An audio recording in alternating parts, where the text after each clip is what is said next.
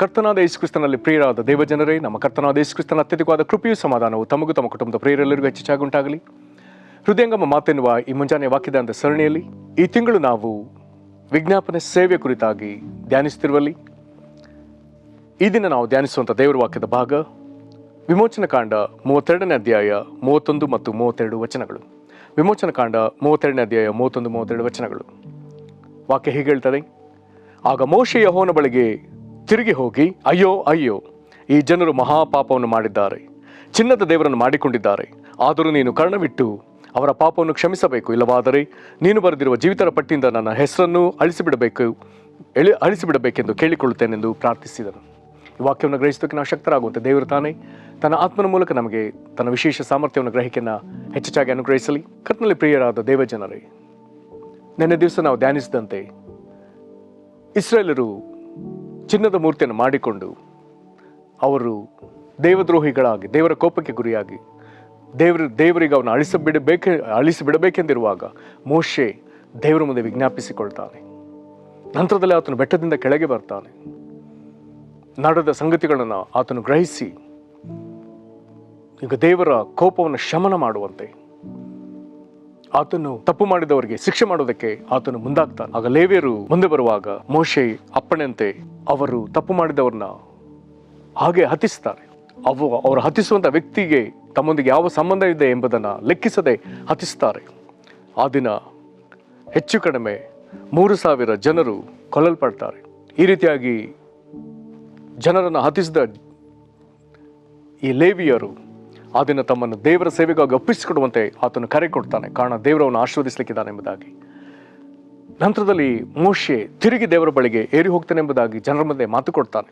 ಅದನ್ನು 30ನೇ ವಚನದಲ್ಲಿ ಓದ್ಬೋದು. ಮರುದಿನ ಮೋಶೆ ಜನರಿಗೆ, ನೀವು ಮಹಾಪಾಪ ಮಾಡಿದ್ದೀರಿ, ಆದರೂ ನಾನು ಬೆಟ್ಟವನ್ನು ಹತ್ತಿ ಯೆಹೋವನ ಸನ್ನಿಧಿಗೆ ಹೋಗುವೆನು. ಒಂದು ವೇಳೆ ನೀವು ಮಾಡಿದ ಪಾಪ ಕೃತ್ಯಕ್ಕೆ ಕ್ಷಮಾಪಣೆಯು ನನ್ನ ಮೂಲಕ ದೊರಕೀತು ಎಂದು ಹೇಳಿದನು. ನಿಮಗೆ ಪಾಪ ಕ್ಷಮಾಪಣೆ ದೊರಕಿಸುವಂತೆ ನಾನು ಹೋಗಿ ದೇವರ ಮುಂದೆ ಪ್ರಾರ್ಥಿಸ್ತೇನೆ ಎಂಬುದಾಗಿ, ನಾನು ಹೋಗ್ತೇನೆ ಎಂಬುದಾಗಿ, ದೇವರ ಸನ್ನಿಧಿಗೆ ಹೋಗ್ತೇನೆ ಎಂಬುದಾಗಿ ಮೋಶೆಗ ಹೊರಡ್ತಾನೆ. ಹೋದ ಕೂಡಲೇ ಆತನು ಈಗಾಗಲೇ ನಾವು ಓದಿಕೊಂಡ ಪ್ರಾರ್ಥನೆಯನ್ನು ಮಾಡ್ತಾನೆ. ಅಯ್ಯೋ ಅಯ್ಯೋ, ಈ ಜನರು ಮಹಾಪಾಪ ಮಾಡಿದ್ದಾರೆ, ಚಿನ್ನದ ದೇವರನ್ನು ಮಾಡಿಕೊಂಡಿದ್ದಾರೆ, ಆದರೂ ನೀನು ಕರ್ಣವಿಟ್ಟು ಅವರ ಪಾಪವನ್ನು ಕ್ಷಮಿಸಬೇಕು. 32ರಲ್ಲಿ ಬಹಳ ಯೋಚಿಸಲಿಕ್ಕೆ ಕಷ್ಟವಾದ ಒಂದು ಸಂಗತಿಯನ್ನು ತರ್ತಾನೆ. ಅದೇನು? ಇಲ್ಲವಾದರೆ ನೀನು ಬರೆದಿರುವ ಜೀವಿತರ ಪಟ್ಟಿಯಿಂದ ನನ್ನ ಹೆಸರನ್ನು ಅಳಿಸಿಬಿಡಬೇಕೆಂದು ಕೇಳಿಕೊಳ್ಳುತ್ತೇನೆ. ಇಲ್ಲಿ ದೇವರ ಮುಂದೆ ಮೋಶೆ ತನ್ನ ಜನರನ್ನು ಗಟ್ಟಿಯಾಗಿ ಹಿಡಿಕೊಂಡಿದ್ದಾನೆ. ನೀತಿವಂತನಾದ ಮೋಶೆ, ದೇವರ ಮನುಷ್ಯನಾದ ಮೋಶೆ, ದೇವರ ಕೋಪಕ್ಕೆ ಗುರಿಯಾಗಿರುವ ಜನರನ್ನು ಆತನು ತನ್ನ ಕೈಯಲ್ಲಿ ಗಟ್ಟಿಯಾಗಿ ಹಿಡ್ಕೊಂಡಿದ್ದಾನೆ. ದೇವರವನ್ನು ಅಳಿಸ್ತಾನೆ ಎಂಬುದಾಗಿ ಹೇಳಿದರೆ ಮೋಶೆ, ನೀನು ಇವನ್ನ ಅಳಿಸಬಾರ್ದು, ಕ್ಷಮಿಸಬೇಕೆಂಬುದಾಗಿ ಈತನು ಇಲ್ಲಿ ದೇವರ ಮುಂದೆ ತನ್ನ ಪ್ರಾರ್ಥನೆಯಲ್ಲಿ ವಾದಿಸ್ತಿದ್ದಾನೆ. ದೇವರವನ್ನು ಕ್ಷಮಿಸಲೇಬೇಕೆಂಬುದೇ ಈತನ ಪಟ್ಟು. ಹಾಗಾಗಿ ಆತನು ಹೇಳ್ತಾನೆ, ನಾವು ಪಾಪ ಮಾಡಿದ್ದು ನಿಜ, ಚಿನ್ನದ ದೇವರನ್ನು ನಮ್ಮ ಜನರು ಮಾಡಿಕೊಂಡದ್ದು ನಿಜ, ಇದು ಮಹಾಪಾಪವೇ, ಆದರೂ ನೀನು ಕರ್ಣವಿಟ್ಟು ಅವರ ಪಾಪವನ್ನು ಕ್ಷಮಿಸಬೇಕು. ಪ್ರಿಯರೇ, ವಿಜ್ಞಾಪನೆ ಪ್ರಾರ್ಥನೆಯಲ್ಲಿ ದೇವರ ಕನಿಕರವನ್ನು, ಕ್ಷಮಾಪಣೆಯನ್ನು ಬೇಡುವುದು ಪ್ರಾಮುಖ್ಯವಾದ ವಿಷಯ. ವಿಜ್ಞಾಪಿಸುವವನ ಪ್ರಾರ್ಥನೆಯೊಳಗೆ ಇದು ಇರಲೇಬೇಕು. ದೇವರ ಕನಿಕರ, ದೇವರ ಕ್ಷಮಾಪಣೆ, ಇದನ್ನೇ ಬೇಡಬೇಕು. ಜನರು ನಾಶವಾಗದೆ ರಕ್ಷಣೆ ಹೊಂದುವಂತೆ ಇದನ್ನು ನಾವು ಅವಶ್ಯವಾಗಿ ಬೇಡಬೇಕು. ಮೋಶೆ ಈ ಪ್ರಾರ್ಥನೆಯನ್ನು ಇನ್ನೂ ಮುಂದುವರೆದು ತೆಗೆದುಕೊಂಡು ಹೋಗ್ತಾನೆ. ದೇವರೇ, ನೀನು ಒಂದು ವೇಳೆ ಕ್ಷಮಿಸದೆ ಹೋದರೆ, ಈ ಜನರನ್ನು ನಾಶ ಮಾಡ್ತೇನೆ ಅನ್ನೋದಾದರೆ ನನ್ನ ಹೆಸರನ್ನು ಸಹ ನಿನ್ನ ಜೀವಬಾಧರ ಪಟ್ಟಿಂದ ತೆಗೆದು ನನ್ನನ್ನು ಅಳಿಸಿ. ಆದರೆ ನೀತಿವಂತನಾದ ದೇವರು ನೀತಿವಂತನನ್ನ ನಾಶನಕ್ಕೆ ಒಳಪಡಿಸಲ್ಲ. ಈಗ ಮೋಶೆ ದೇವರ ಎದುರು ನೀತಿವಂತನಾದ ಮನುಷ್ಯ, ಇವನನ್ನು ನಾಶ ಮಾಡುವುದಕ್ಕೆ ದೇವರು ಕಡ್ಡಾಯ ಒಪ್ಪುವುದಿಲ್ಲ. ಈ ನೀತಿವಂತನು ಏನು? ಅನೀತಿಯಲ್ಲಿ ಕೈ ಹಚ್ಚಿದ ತನ್ನ ಜನರನ್ನ ಈಗ ಆತನು ಗಟ್ಟಿಯಾಗಿ ಹಿಡ್ಕೊಂಡಿದ್ದಾನೆ. ಯಾವುದೇ ಕಾರಣಕ್ಕೂ ಅವರನ್ನು ತಿರಸ್ಕರಿಸುವುದಕ್ಕೂ ಅಳಿಸಿಬಿಡುವುದಕ್ಕೂ, ನಾಶವಾಗುವುದಾದರೆ ನೀವು ನಾಶವಾಗ್ರಿ, ನಾನು ಬದುಕಿಕೊಳ್ತೇನೆ ಎಂಬುದಾಗಿ ಸ್ವಾರ್ಥದ ಯೋಚನೆ, ಸ್ವಾರ್ಥದ ಮಾತು ಅವನಲ್ಲಿ ಇಲ್ಲ. ಬದಲಾಗಿ ದೇವರೇ, ನೀನು ನನ್ನ ಮೇಲೆ ಕರುಣೆ ಇಡುವುದಾದರೆ ಅವರ ಮೇಲೂ ಕರುಣೆ ಇಡಲೇಬೇಕು, ಅವರನ್ನು ಕ್ಷಮಿಸಲೇಬೇಕು. ಅವರನ್ನು ನೀನು ಉಳಿಸುವುದಿಲ್ಲ ಎನ್ನುವುದಾದರೆ ನನ್ನ ಹೆಸರನ್ನು ಜೀವಬಾಧರ ಪಟ್ಟಿಂದ ತೆಗೆದು ನನ್ನನ್ನು ಅಳಿಸಿಬಿಡೆಂಬುದಾಗಿ ಅವನು ದೇವರ ಮುಂದೆ ಮೊರೆ ಇಡ್ತಾನೆ. ಇದು ದೇವರಿಗೆ ಅಸಾಧ್ಯ. ಕೂಡಲೇ ದೇವರು ಈ ರೀತಿಯಾಗಿ ಉತ್ತರ ಕೊಡ್ತಾನೆ. ಅದಕ್ಕೆ ಅವನು, ಯಾರ್ಯಾರು ನನ್ನ ಮಾತನ್ನು ಮೀರಿ ಪಾಪ ಮಾಡಿದರೋ ಅವರ ಹೆಸರುಗಳನ್ನೇ ನನ್ನ ಬಳಿಯಿರೋ ಪಟ್ಟಿಯಿಂದ ನಾನು ಅಳಿಸಿಬಿಡುವೆನು. ನಂತರದಲ್ಲಿ ತಿರುಗಿ ಈ ಜನರನ್ನು ಅಡವಿಯಲ್ಲಿ ಮುಂದುವರಿಸಿಕೊಂಡು ಕಾನಾನ್ ದೇಶದ ಕಡೆಗೆ ನಡೆಸ್ಕೊಂಡು ಹೋಗುವುದಕ್ಕೆ ಜವಾಬ್ದಾರಿಯನ್ನು ಕರ್ತನು ಕೊಡ್ತಾನೆ.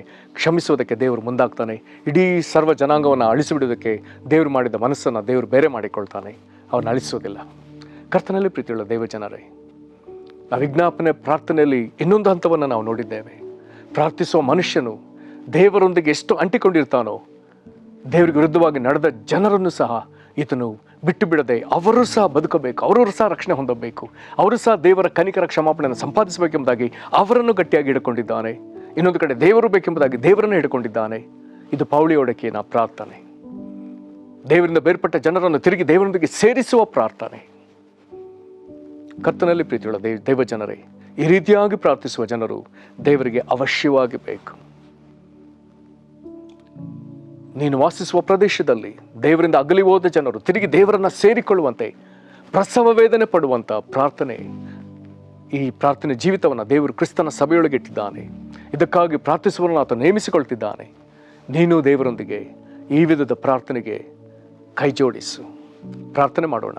ಮಹಾಕೃಪೆಯ ಪರಲೋಕ ತಂದೆ, ಮೋಶೆಯ ಈ ತೀವ್ರತರವಾದ ಪ್ರಾರ್ಥನೆಗಾಗಿ ಸ್ತೋತ್ರ.